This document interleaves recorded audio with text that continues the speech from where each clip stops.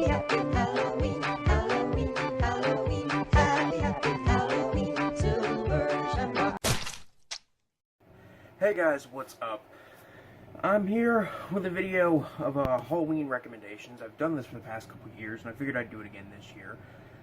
Even if my videos don't tend to get, the videos I do on Halloween recommendations usually don't get a ton of views, I still like to get the word out there about some interesting video games, movies, TV shows, etc., that I've watched recently that I would recommend for the Halloween season. So without further ado, I have 4 movies, 3 video games, 3, I guess, well, technically 5 albums, and 3 TV shows to recommend to you guys that you watch during the Halloween season, strictly because they're horror related, and I think that they're actually pretty good. So, goddamn. So without further ado, let's just get this fucking thing started with the fucking movies.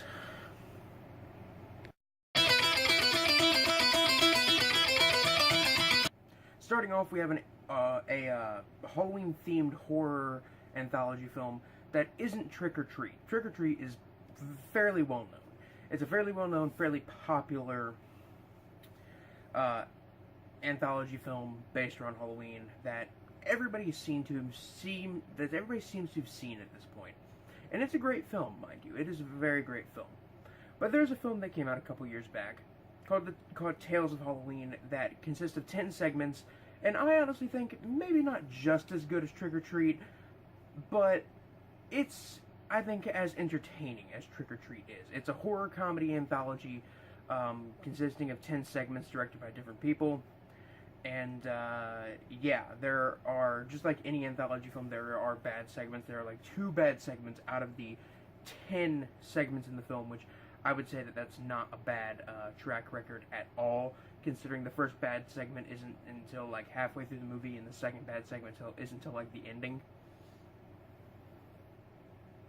But, you've got segments in here about a kid pulling a prank on an old man in the neighborhood who turns out to be the devil. You've got one about a man eating pumpkin. You've got one about 2 neighbors doing a Halloween decoration off to the fucking death.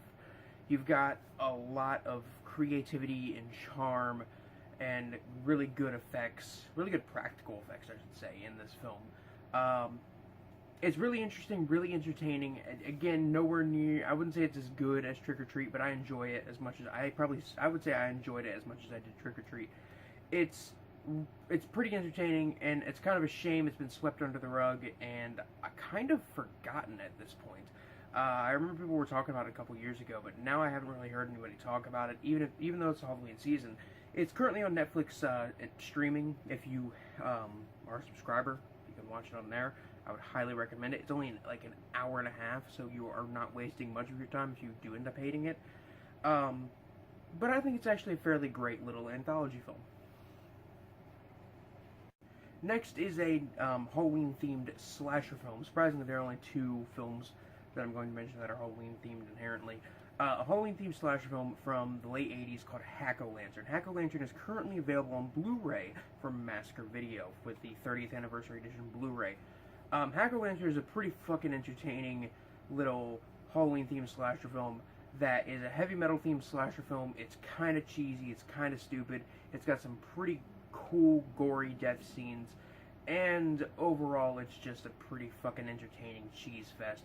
If you like cheesy bad movies, if you like cheesy slasher films, if you like just cheesy 80s schlock, check out Hack-O-Lantern. That's really all I have to say. I reviewed this one on my channel,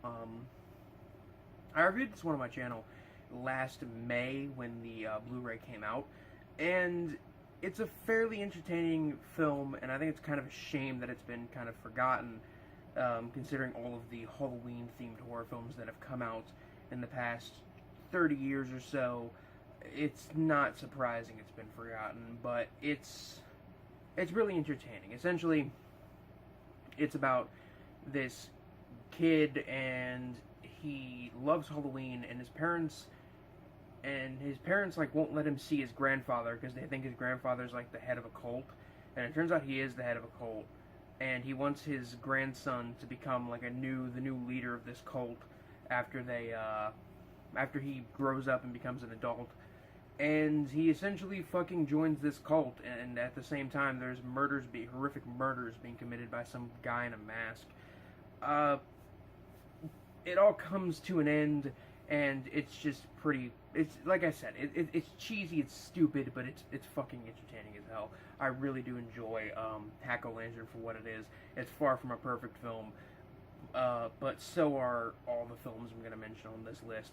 So if you could just turn off your brain, pop some popcorn, have a couple beers, have a couple ciders maybe, it's seasonal, and sit down with a friend and watch this movie, it's very much worth your time.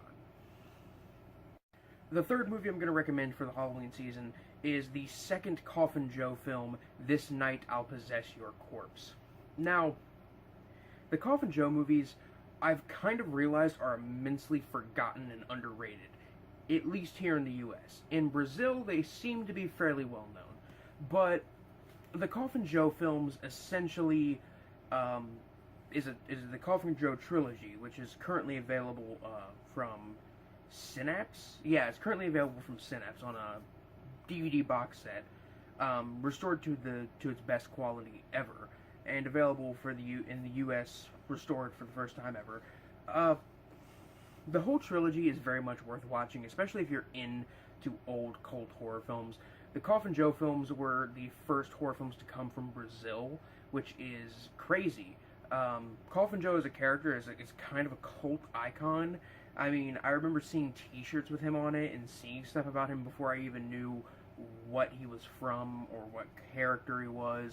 And essentially, the Coffin Joe movies all have the same plot, kind of.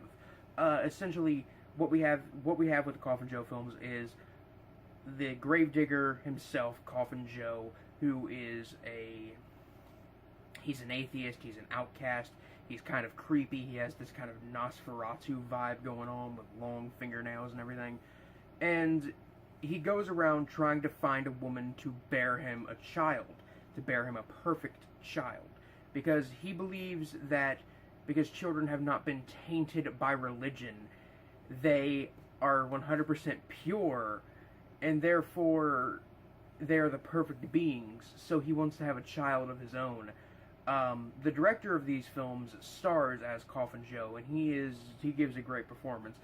The reason I specifically recommend this second one, This Night I'll Possess Your Corpse, is because This Night I'll Possess Your Corpse is a legitimately great, like, low-budget 60s horror film. It's surprisingly, like I don't want to say violent, but it is surprisingly surreal and explicit for its age, even though when it came out, Blood Feast already came out. But considering that Blood Feast was a very small thing at the time, was a very small cult film, and it still is to this day, but considering Blood Feast was just one film, it wasn't a huge movement until like the 70s when splatter started to get big. But it was really shocking for the time, and the film was shot in black and white, and essentially the plot to This Night I'll Possess Your Corpse is Coffin Joe kidnaps a bunch of women from this town, and he attempts to do a horrific kind of tests on them to find out which one is the perfect woman to bear his child, which one does not fear death or anything like that.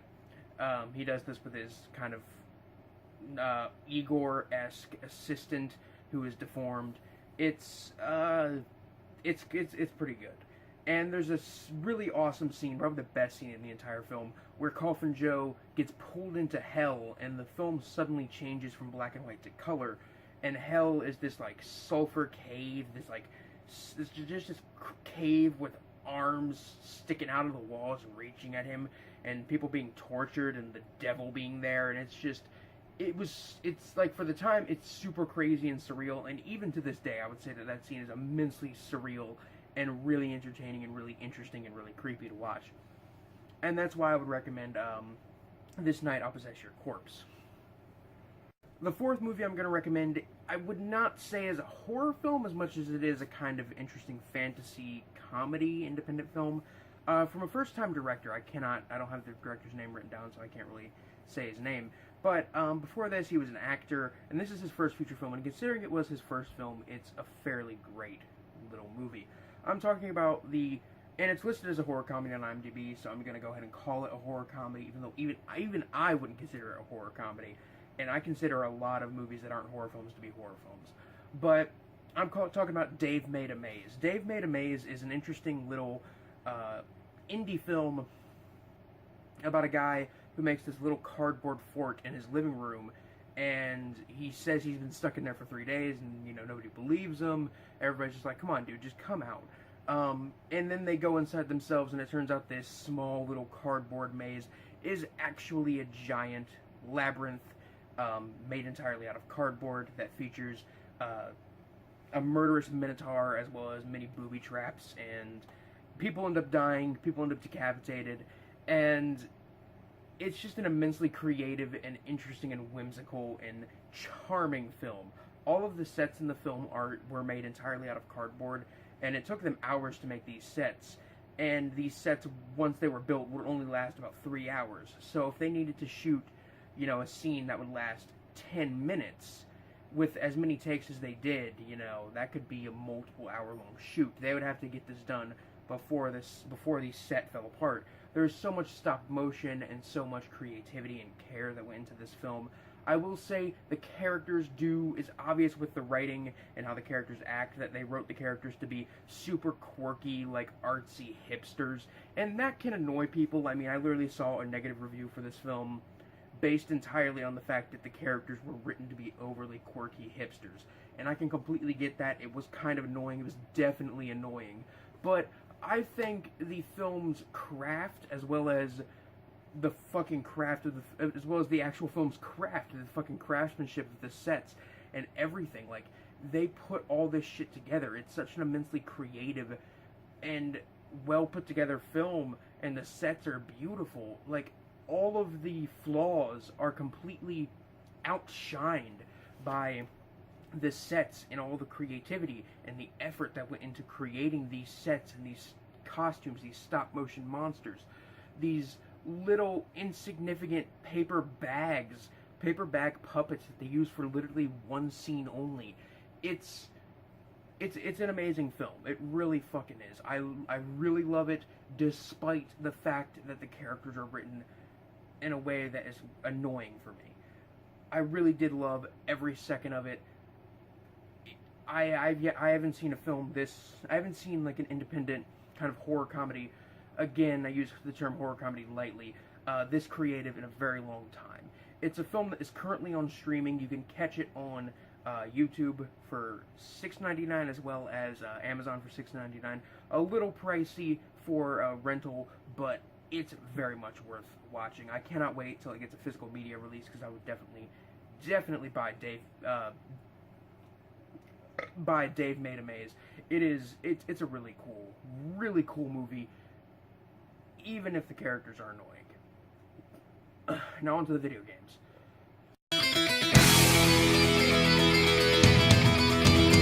And on to the video games I'm going to talk about for the recommendations for Halloween. I got 3 video games here, and yeah, before I even get to talking about them, I'm going to mention right now, these are games I've been late to the party to.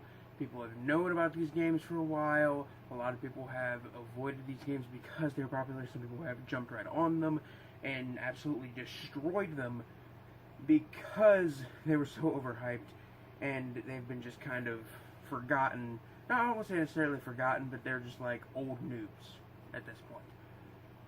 Oh, so first game I want to recommend to you guys is actually a second game in a series, mainly because I haven't played the first game, because I watched the anime adaptation of the first game, which essentially covered the entire first game's plot, so I didn't really need to play the first game to play this one. But I want to recommend to you guys Danganronpa 2 Goodbye Despair. Now, the premise of Danganronpa is something that is very, very simple, and it's something that's kind of been done before. It's about a group, well, this one specifically is about a group of students who arrive on a deserted island, and oh god, fucking.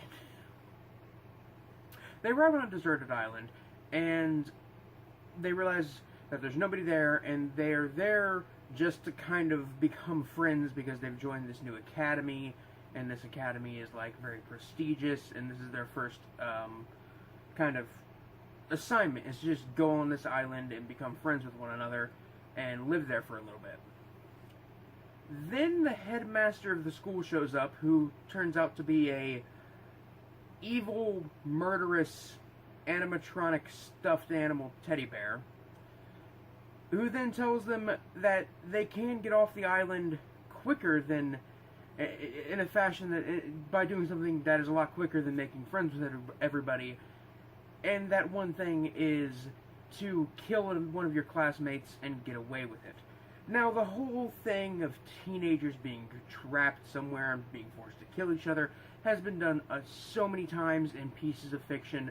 I mean, even with young people being, young people in general being trapped places and being forced to kind of fight for survival and or kill each other has been around for a very long time, starting with stuff like Lord of the Flies, with like the book Lord of the Flies, up to great films like Battle Royale, or really shitty books that are ripoffs of Battle Royale, like The Hunger Games, and the film of The Hunger Games, and all of its sequels. But here, the interesting thing about this is, when a murder is committed, the students are notified about it, and then they have to all come together, investigate this murder, and find out who did it, and if they don't find out who did it, the murderer will get off the island and go free, and all of them will be executed. If they find out who the murderer is, the murderer will be executed themselves, and they will get to live another day. So, as they're trying to live their lives on this island, as well as trying to find a way off the island, they end up, one by one, kind of starting to kill each other off, and Danganronpa 2 is a very, and I'm sure the first one as well, is a very, very plot-driven game. If you are very much into very fast-paced, FPS games, this is not a game to play, honestly. It's very slow, it's plot-driven, it's very dialogue-heavy, you have to read a lot, and to top it all off, it's a game made for fucking weeaboos. It's in the style of anime. So if you don't like anime, that's automatically a fucking no for you. But I would still recommend anybody who is willing to give something like this a shot to give it a shot. It's a very well-written game. It's very entertaining. The characters are lovable. It made me cry a few times. It's just such a fucking good game. And it goes over so many genres because it's like a science fiction game, it's drama, it's horror, it's mystery. It's a lot of different genres coming together, and I think it does a good job of blending them perfectly. And the game has a few twists and turns along the way, and the ending, I would say, is fairly satisfying, albeit very depressing. But, yeah, if you feel like, spending 40 hours playing a video game that's heavily plot-driven and dialogue-driven, and you feel like crying because your favorite characters die, Danganronpa 2, Goodbye Despair, is a good one. I would recommend either watching the anime of the first game or playing the first game first, obviously, because you're not going to get some of the stuff in the second game without it. But even then, the second game is just so good. I spent 40 hours playing that game for the first couple weeks of October, and I absolutely loved every second of it. And I would highly recommend it to anybody who is genuinely interested in it. But yeah, I just spent 5.5 minutes talking about a weeaboo game. So let's go into something a little less cringy, I guess. Okay, another one. This is the one I was talking about when I say I'm late to the party on this one. Amnesia. Both of them. Amnesia, The Dark Descent, and Machine for Pigs, and Justine as well. Look, I'm going to openly admit right now, I did not play the first Amnesia game because I thought it was an interesting game when I watched all of the gameplay of it and everything. And I thought it looked pretty cool and everything, but I watched all the gameplay of it when it came out, and people played it to death on YouTube. Then Steam offered it for free a couple years back, and I actually got around to playing it. And then I actually absolutely fucking loved it. And it was, even though I knew how the game was going to go, I knew all the twists and turns along the way, it still legitimately was a horrifying, creepy, atmospheric experience that if you haven't played it yet, I would highly recommend it, even if you've watched all the gameplay, even if you know how it ends, and know all the twists and turns along the way. I would say it's very much a game you have to play for yourself, even if YouTubers have kind of played it to death. As for Machine for Pigs, it's a very different game, definitely. It's actually made by a different studio, published by the same publisher. This game removes the inventory aspect from the first game. It removes the sanity meter from the first game, so therefore lighting levels don't matter as much as they did in the first game. And they removed quite a few things, and this pissed off a lot of fans of the first game, and rightfully so. But Amnesia Machine for Pigs, while definitely not as creepy, while it's definitely a shorter game, while the puzzles aren't as complicated, and while it's not as kind of Lovecraftian fear of the unknown it doesn't have that Lovecraftian fear of the unknown thing going on, it's still a very creepy game. It was offered in the Amnesia collection that was free on PlayStation Plus for October, and it was worth it. It was worth, I definitely think it was worth my time. I can see why a lot of people don't like it. I can completely understand that, but I still think A Machine for Pigs is actually a fairly underrated little game. Now, as for Justine I think is an interesting enough, it's kind of a standalone DLC for the first game. It's an interesting enough game.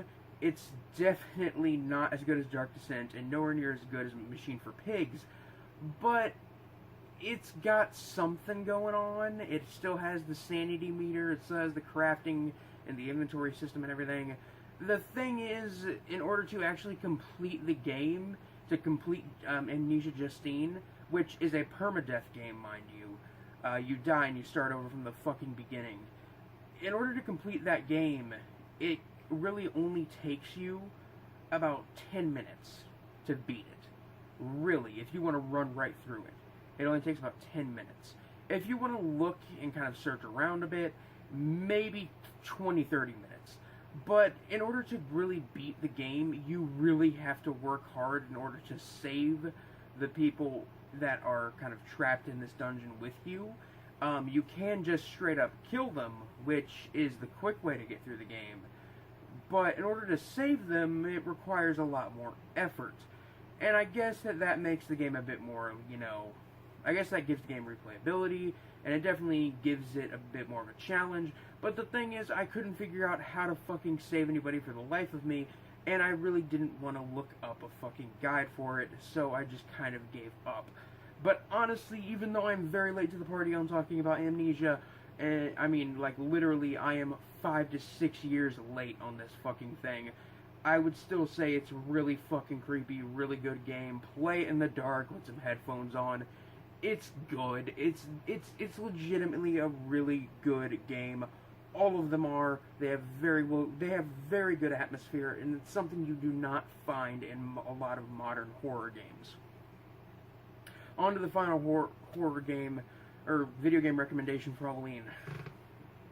There was only one other horror game that I really played this year, and that game was none other than Phantasmagoria 2, A Puzzle of Flesh. For those of you who aren't familiar with this kind of genre, Phantasmagoria is a full-motion video game, which is essentially a movie in the form of a video game, and it's practically impossible to play without a guide. And that is kind of annoying, but it's interesting enough. Essentially, the first Phantasmagoria, I'll be honest, I haven't played it. I know the second one is, worse received, but the second one I had always heard was more Lovecraftian and far more interesting, so I figured I'd play the first one, which is available on Steam, and it's not that expensive either. I think it took me about 10 hours to beat the game, which isn't bad considering how much you have to pay for it. It's a very entertaining game, pretty violent, fairly Lovecraftian. The acting is cheesy as hell, the writing is cheesy. If you like bad movies, this is essentially bad Lovecraftian horror movie, the video game. It's Lovecraftian body horror nonsense, bisexuality, BDSM clubs, and murder, the video game. That's what it is. If that interests you, check it out. I really like Phantasmagoria 2. I really love Harvester as well. Harvester is another full motion video game I would highly recommend. That one is far more infamous for its violence than Phantasmagoria or Phantasmagoria 2 is. But I really like full motion video games from the 90s like that. Stuff like that and Night Trap. That stuff is very, very entertaining to me. But yeah, the other one I'd recommend is Phantasmagoria 2. If you're up for a little bit of retro gaming, because that is quite an old game. On to the music I would recommend.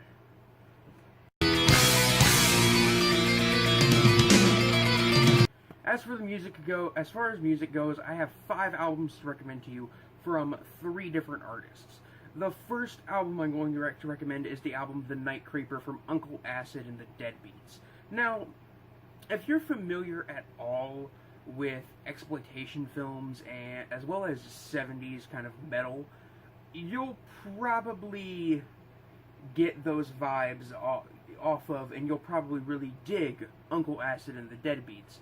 They are essentially the kind of more exploitation-focused version of Ghost, I would say. Ghost is very atmospheric and creepy, and they're heavily inspired by like atmospheric 70s horror as well as silent horror, while Uncle Acid and the Deadbeats is more inspired by old exploitation films. Their album artwork they look like old posters for exploitation films. It has this old grindhouse feel, and their sound is very, very interesting. I would definitely say their music, the actual music, guitar, and everything, all the instruments, the like instrumentals and everything, are top notch. The lyrics and the singing and all of that is definitely secondary, I would say, when it comes to listening to Uncle Acid and the Deadbeats. I mean, the lyrics are still pretty good, and the singing is still good for what it is, but I do kind of like the instrumentals of the songs more. But yeah, it's essentially a 70s exploitation themed, inspired by early 70s heavy metal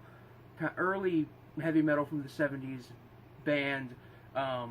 Their album, The Night Creeper, which is their most recent album.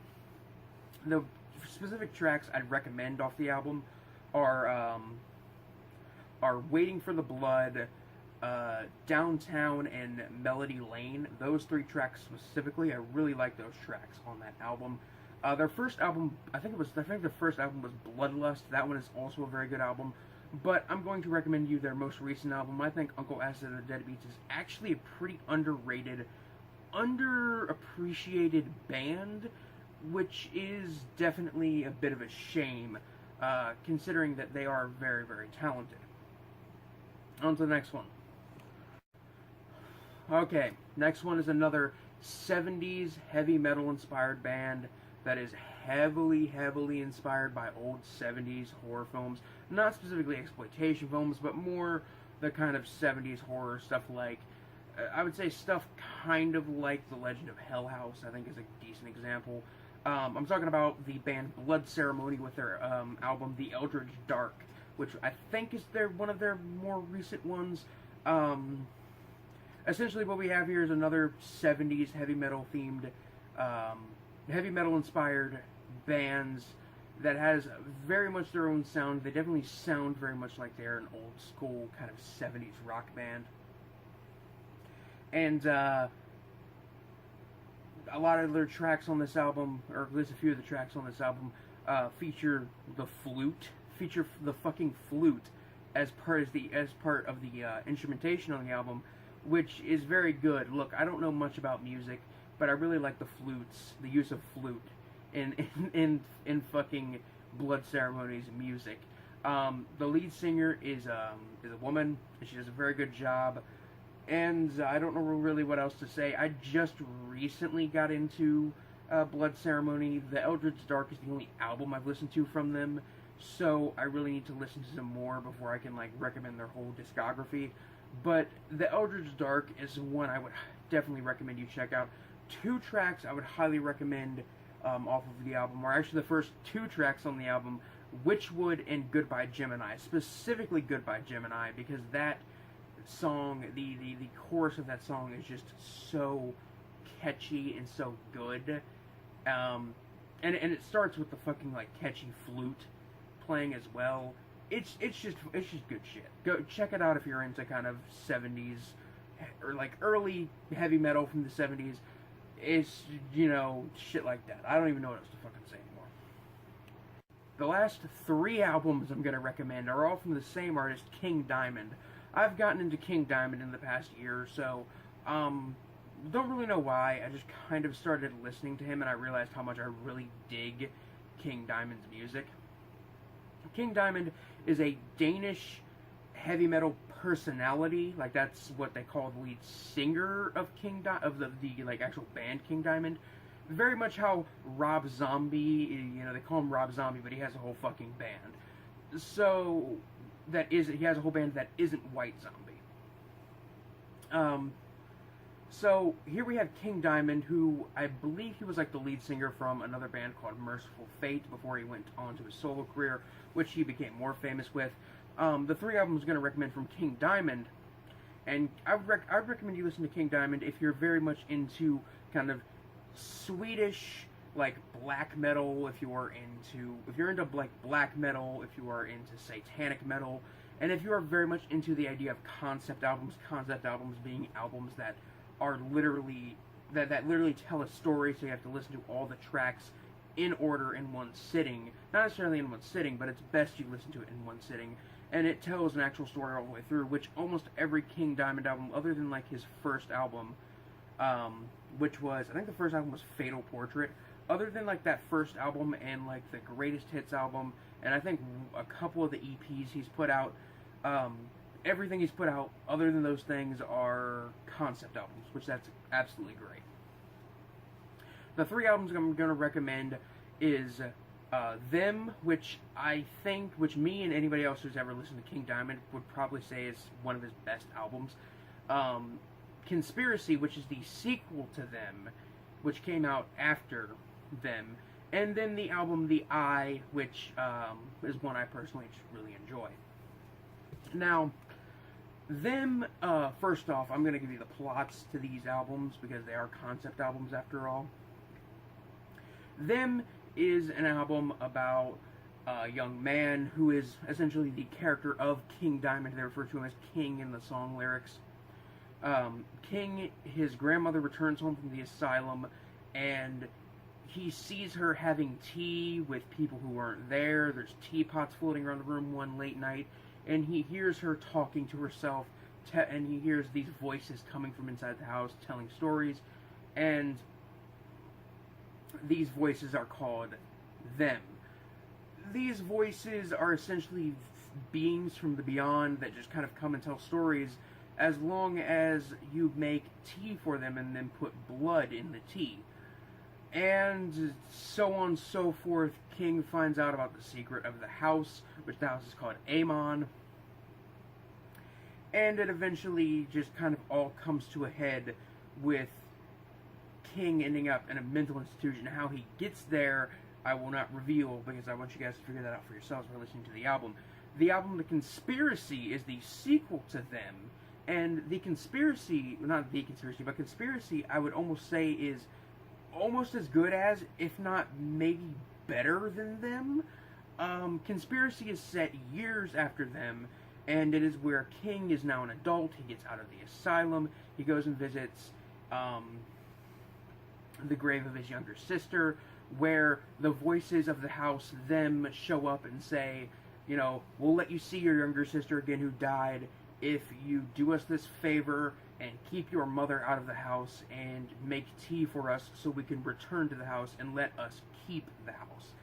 And he agrees to do that, and then a conspiracy is essentially concocted to get rid of King because he's meddling in shit that he doesn't really need to be meddling in, and so on and so forth. Conspiracy is also a very, very good album. The final album I'd recommend is the album The Eye. The Eye being an album kind of based on fact. It is essentially an album that takes place in multiple different timelines. The album starts with a witch being captured and she's burned at the stake, and then these two kids are playing where they burned this witch and they find her necklace that she was wearing, and one of them looks at the necklace and sees back in time to the previous owner of the necklace and what happened to her, and so on and so forth. And essentially that is The Eye. The Eye of the Witch. Now, off of these three albums, I would highly recommend on the album of Them, you listen to, I think it is Welcome Home, The Invisible Guests, and I want to say Tea. I think that's the names of the tracks. I do not have these written down. As far as conspiracy goes, I would highly recommend you listen to At the Graves, Sleepless Nights, and Amon Belongs to Them, as well as I can't remember the other one I was going to recommend, so I'm just going to skip it. As far as The Eye goes, I would highly recommend you check out the tracks. Specifically the first two tracks, Eye of the Witch, and God, I wish I had written these fucking things down. I think the second one is called Interrogation? I fucking hate my life at this point. But the first, like, two tracks on the album, or the first three, I should say. I know it's Eye of the Witch, I think it's Eye of the Witch, The Trial, and something else. I fucking can't remember. It's like 1 in the morning and I'm doing this shit. I really shouldn't be. But on to the TV shows I'm going to recommend.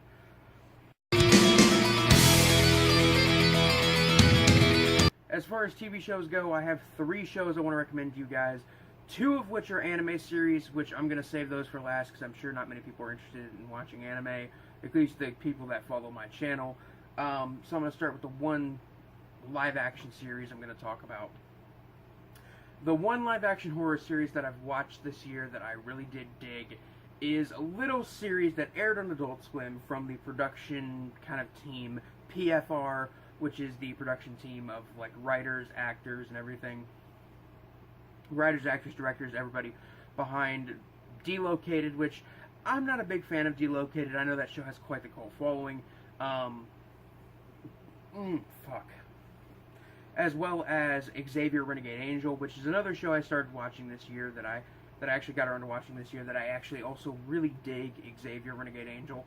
And then another show that I would actually also recommend just as much as I would recommend this show, which is Neon Joe Werewolf Hunter, which I absolutely love Neon Joe Werewolf Hunter. But the show I'm going to recommend is a little show they made in 2011 that kind of flew under the radar.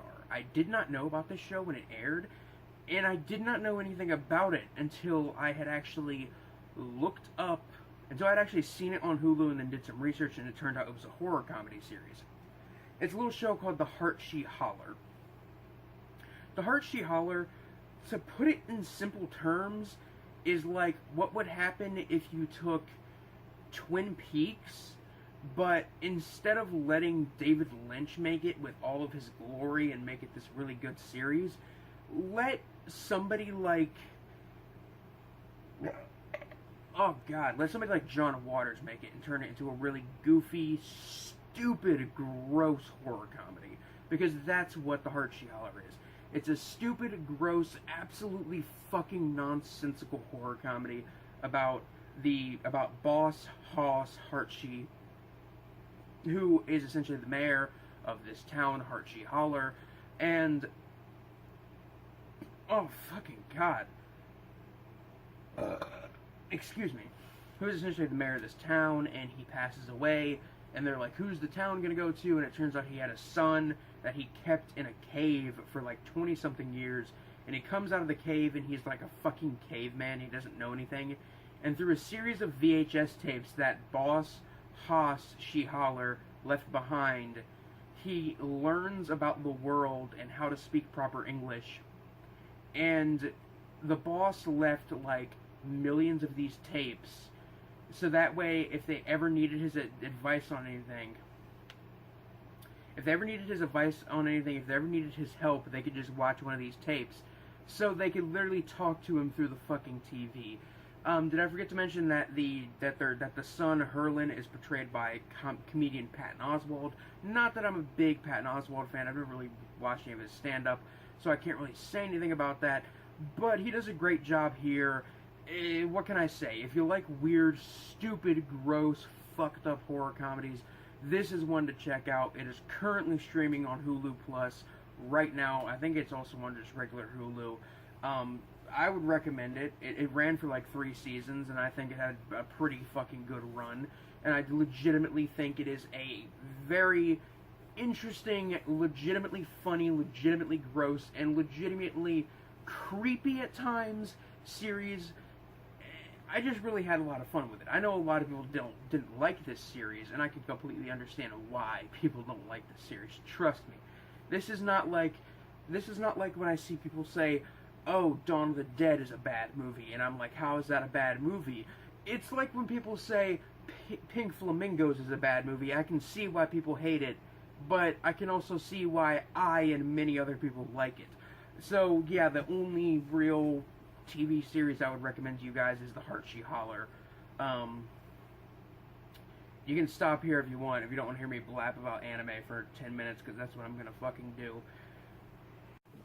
Okay, first anime series I'm going to recommend is another one that's kind of old news at this point, but I still want to talk about it because I watched it this year finally, and I really, really, really fucking loved it. One of the 2 anime series I'm going to talk about is Berserk, the 1997 adaptation of Berserk.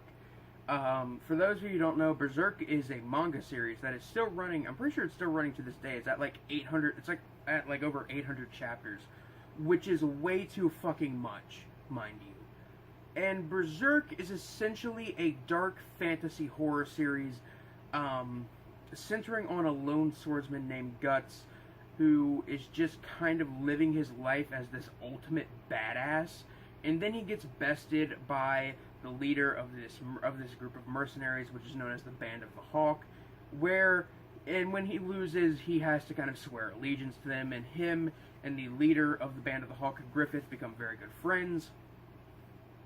They end up fighting some giant monster called Nosferatu Zod, and yeah, it's a very violent, very dark, fucked up series, and I was legitimately surprised at how dark and violent it got. And I've seen some pretty dark shit as far as anime is considered. I'm not saying it's the most fucked up thing I've ever seen, but it got pretty dark to the point that there's like a couple rape scenes in the series, which I did not expect at all. There's even a really fucking awesome scene where Guts himself takes on 100 soldiers and kills them all and fucking lives. It is like proof that Guts is one of the most badass characters in the history of anime. Also, did I forget to mention, Guts carries a sword that weighs like nearly a couple 100 pounds, weighs more than he does, and it is also taller than him, and the blade itself is only like 6 feet long. And he fucking uses this thing to just cut people to pieces. It's so fucking awesome. The ending of the series is very dark, very down note, and it does kind of end in a certain way that's like, no, there's room for this to continue. But I like to think that that was all just kind of a fantasy. If you've watched the series, I think you know what I'm talking about. But yeah, the ending of the series is pretty fucking dark, and it all goes to shit at the end. And yeah, I really like Berserk, so sue me. Uh-oh, another thing I'm late to the party on. Somebody call the fucking late to the party police on this one. Yeah, I'm going to talk about JoJo's Bizarre Adventure, because everybody's been talking about it for the past couple of years, and I'm sorry I'm late on this. I really am. But I refused to watch JoJo's Bizarre Adventure for such a long time because it looked like some kind of goofy action comedy series. If somebody would have told me right off the bat it was a dark, violent, semi-funny, and like dark, violent, pretty entertaining and funny at times action horror series, then I would have watched it nearly instantly. JoJo's Bizarre Adventure has multiple different arcs where it focuses on a different character, which is the JoJo of that specific arc. I'm going to talk about specifically the first arc because I don't want to spoil anything else that happens in the series. Essentially, JoJo's Bizarre Adventure, at least the first arc, which is the Phantom Blood arc, which is only about 9 episodes in the anime. The first arc, Phantom Blood, is about a young man named Jonathan Joestar, and his father ends up adopting a young man named Dio Brando after Dio's father dies because some shit happened and Mr. Joestar owed Dio's father a favor. And his favor is, look after my son because I'm fucking dying. And Dio is just like, look, I'm a street thug, I grew up on the streets, I'm a badass, I'm the best there fucking is. He's just super cocky and confident, and I love Dio's character so much. And then he fucking kills Jonathan's dog by putting him in a fucking furnace and then turning it on. This series is very dark and violent, and yeah, the manga is definitely a bit darker and a bit more violent, but goddamn, I did not expect it to be this dark. I avoided watching it for years because, like I said, I expected it to be this goofy horror, this goofy action comedy series, and that's just not really my thing most of the time. Then I was flipping through and I saw it listed under horror when I was looking at different horror series to watch, and I was like, just horror television shows in general, and I'm like, JoJo's Bizarre Adventure is horror? And then literally in the first episode you see somebody impaled through the fucking mouth on a wooden stake, and I'm like, oh yeah, no, that's fucking Cannibal Holocaust-esque, definitely. Oh, essentially, after Jonathan and Dio have this feud throughout their childhood, they grow up, and then they find this mysterious stone mask, and it turns out when you put this stone mask on somebody's face and then put blood on it, it turns them into a fucking vampire. And then this series becomes a series about a vampire, a god of vampires, versus some regular dude. And this god of vampires has an army of zombies. It's so, like, it's legitimately over the top and kind of stupid at times, but it's so entertaining. It's just such a fun, entertaining series. Jonathan as a character is just so likable. All the JoJos are very likable in this series. And like I said, it's dark. And also, did I forget to mention that there are tons and tons of characters that are named after rock stars and just stuff like that. Rock stars and bands. There's a group of villains from the third arc in the series that are literally, it's a group of twin brothers. One's named Oingo, the other name is Boingo, as in Oingo Boingo, the fucking band that had Danny Elfman, the composer, the film composer, as the lead singer. That band is referenced in this show. There's a fucking dog character named Iggy, as in fucking Iggy Pop. Obviously the main antagonist of the first arc, Dio, is named after Ronnie James Dio. There's a character named Zeppeli, which is a reference to Led Zeppelin. There's a character named Tom Petty, which is a reference to the late great Tom Petty, who passed away this month, actually, which is a fucking shame. But there are so many, like, little references to rock music, to American rock music specifically, and American pop music in this show, that it's kind of awesome to notice them all. Also, the fucking outro theme to the first, I think it's like the first 2 arcs of the series, is fucking Roundabout by Yes, which is why the whole To Be Continued thing became a meme for a while. And Roundabout by Yes is a fucking great song, and to see it in this Japanese anime series is kind of awesome.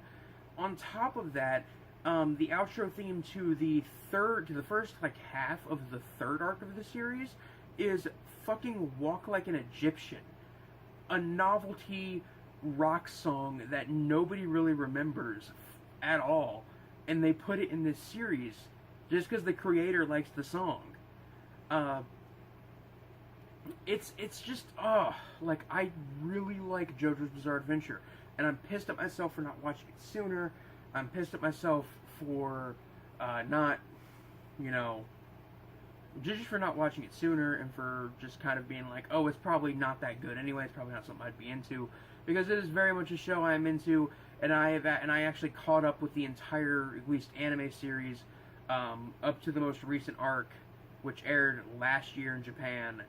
I'm caught up to the most recent arc, so now I'm sitting here waiting for the next fucking arc of the series to air, and I'm like, what am I gonna do in the meantime? And I told myself when I started watching it, I'm not gonna read the manga, because the manga is like so fucking long at this point, and it's still going. And then I fucking go out and I fucking buy the first volume of the manga on this nice hardback book, which I will say again is it's fucking beautiful.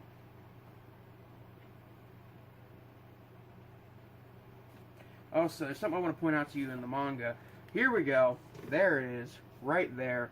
There's the dog being burned alive in the furnace. That's some fucked shit. JoJo's Bizarre Adventure is fucking great, and I hate myself for loving it so much, and I hate myself for not watching it sooner. And it bothers me that there are so many people who actually don't like it, because it's so much fun. I realize I just spent like the most time out of any of these segments talking about specifically JoJo's Bizarre Adventure, which is funny because I thought I'd spend the most time talking about fucking, I thought I'd spend the most time talking about Berserk, because I would say I liked Berserk more because it's all over, just dark consistently in its tone, while JoJo's Bizarre Adventure is kind of lighthearted at times. But I'm gonna fucking stop now. Those are my recommendations for the Halloween season as far as like horror themed stuff to watch if you don't have anything to watch.